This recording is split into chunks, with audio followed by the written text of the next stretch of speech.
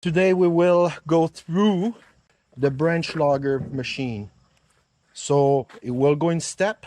What we're gonna do first, we're gonna go through machine performance. We will show a standard piece of wood that we delined, which are similar texture. It's the same wood, similar texture. The only purpose of this is to show the result with different RPM. All right, so we will start with that. All right, so for now on, because noise will be there, we will start the tractor. I will set up the RPM of what I use usually, and then we will set up the RPM set for the tractor. Filme le tracteur. So the tractor is a Kubota M59, about 59 horsepower gross at the motor. However, the PTO, about 45 horsepower claim, I would say. You'll lose about 15 horsepower at the PTO.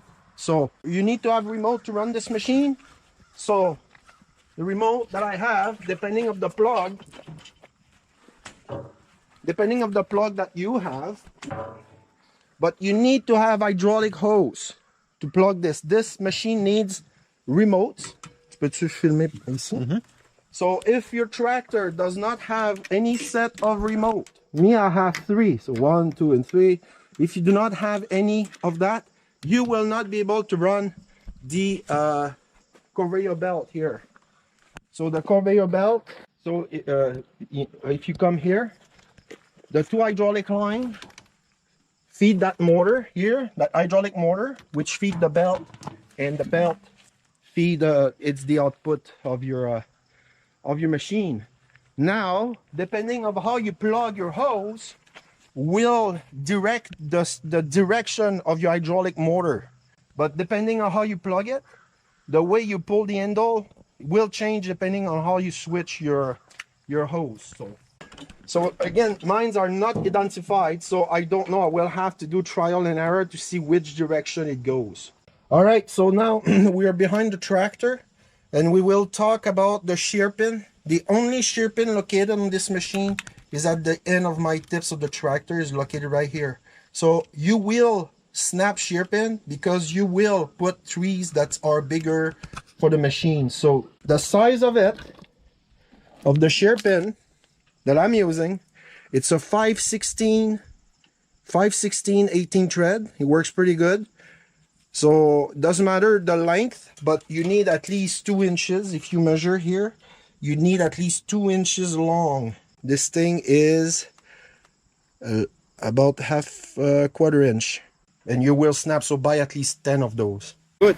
So we will do a bench test. Basically, you benchmark. I ripped a piece of wood that's together, so we will run the machine now at the RPM that I like, and then after that we will run the machine full RPM as per spec. But this will provide you the size and what the machine can do. So I have this piece will be sent about 1,200 RPM. The RPM is recorded, so you see the take on the motor, like the bog down that it does. It doesn't do it as much as a chipper. Check. Ready? 1, 2, 3.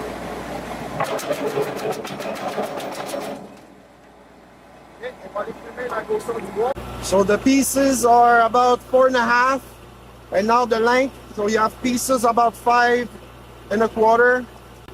Some pieces are 3, 5, 5 on the long hand, and 4 in the short hand. Probably the first bite, so 7 inches. So that is the RPM, was about at 2,000 RPM. Okay, now we're gonna feed some trees in it, about half of it, just to give you an example of the size. So about 3.5, about that size there, about 2. Now we're gonna see the result. I'm gonna feed that in the machine. So again, RPM right now is at 1,000, almost 2,000.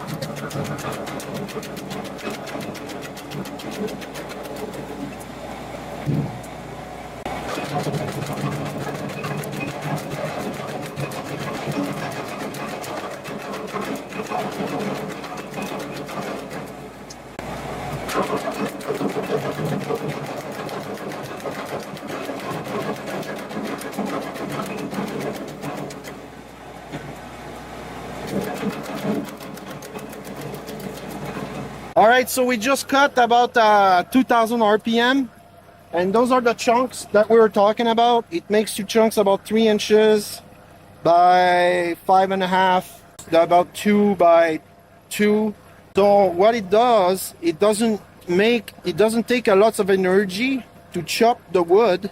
Therefore, it doesn't take a big load on the tractor, and it also makes the sound very low. So if you work near your neighbor, you don't annoy your neighbor because of the noise. The downfall is it leaves you with big chunks. So now what you can do with this, it's either you compost it, make charcoal, or get rid of it. But because now it's way easier to manage when it's smaller like that. And or you can even burn it as firewood. So you can dry this in a big, you put this in a potato bag, dry it, and that's your summer camp firewood. All right, so now we are phase 2. So we had the machine running at 2000 RPM. Now we will run it as per this recommended, which is 540 at the PTO. Therefore, I need to drive the motor of the tractor to roughly 2500 RPM. And that should give us close to 540, which is the maximum speed performance for this machine.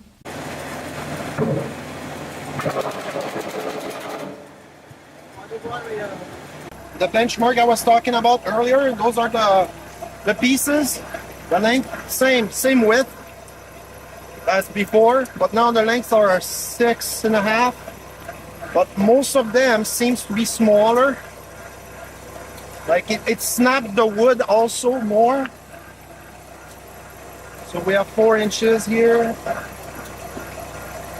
Same. Look, it snapped the wood in length. 4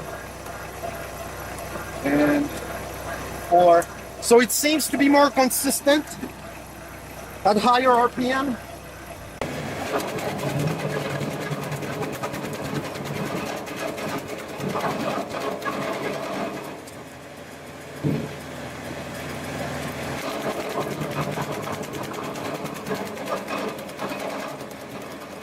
Now that we're done the 540 RPM at the PTO, now we can see the result. So again, about 3.5 by about 4.5 or 4 3/4. They seem to be very similar size. We have the smaller stuff here, which is same 4. It seems to be more equal, while your RPM goes faster. 3. Again, 3. Bit more, 4.5. It's easy on fuel, and it chunks, so not lots of energy required to do it, and it's very fast. What you saw was real speed, it was not speed up. Now I'm gonna show a safety feature that you can actually remove the tree from the chipper while it's engaged. So do not think you're gonna get sucked in if you get stuck to it. I got a tree here.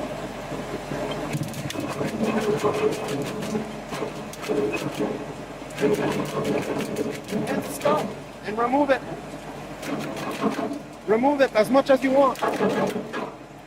It's not like my arm get pulled. I'm not scared at all. Here.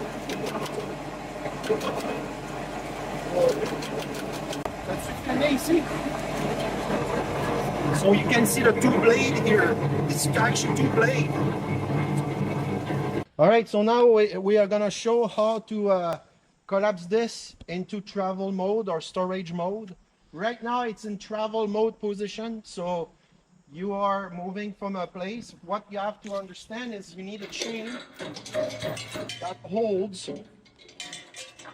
that, And when you're on the tractor, everything shakes a lot, so it's very dangerous. There's a danger to this. I smash my fingers on this because this can happen. This can actually be locked out. And when this goes, this thing can flip super fast, and I knock my finger on that. It hurt a lot, and that's what that chain's for. So make sure that this is engaged, that you see right now it's not. Right now it is. I'm holding with my 2 hands. I drop it. And if it goes, I let it go. I'm not trying to catch it.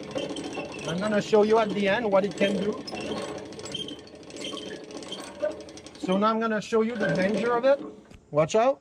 Ready? So imagine your hand on that. It hurts.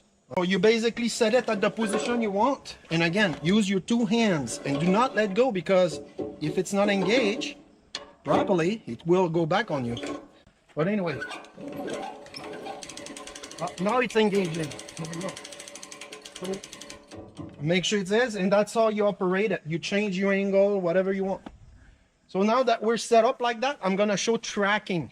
How do you set your tracking? You can remove this entire system with the hose, and then when you chip the wood, it just goes on the ground here, like it just fell in a big pile, and it's more sturdy and more stable, I found.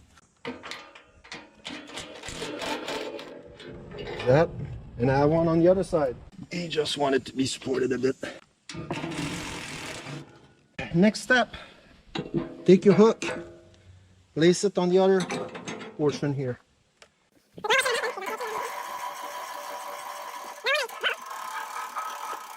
Look at the wheels. That's why there's wheels.